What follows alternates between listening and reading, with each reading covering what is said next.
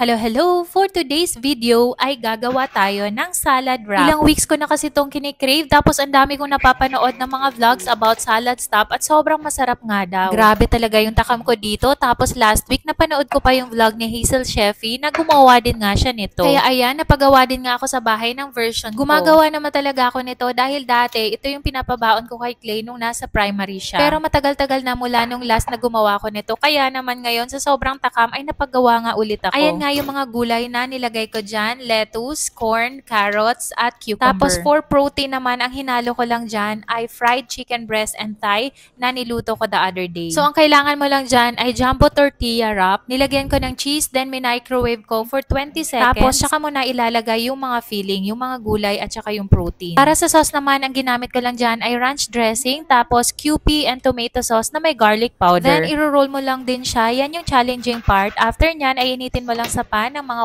1 minute on each side. After that, para lalo kang matakam, ay hatiin mo nga sa gitna. At ayan na nga yung itsura, sobrang nakakatakam. Kaya hindi ko na talaga napigilan at kumagat na nga kaagad ako. At ito nga ay sobrang nakakabusog, kaya yan na yung lunch namin nila Clay and Carlo nung Saturday. Sabi nga ni Carlo, dapat daw paminsan-minsan ay ganito na lang din ang lunch namin. O diba, hindi mo na kailangan gumastos pa ng malaki para makatikim ka nito dahil kayang-kaya mo itong gawin kahit sa bahay ka lang. Kaya ano pang inaantay nyo? Try nyo na din nga ito.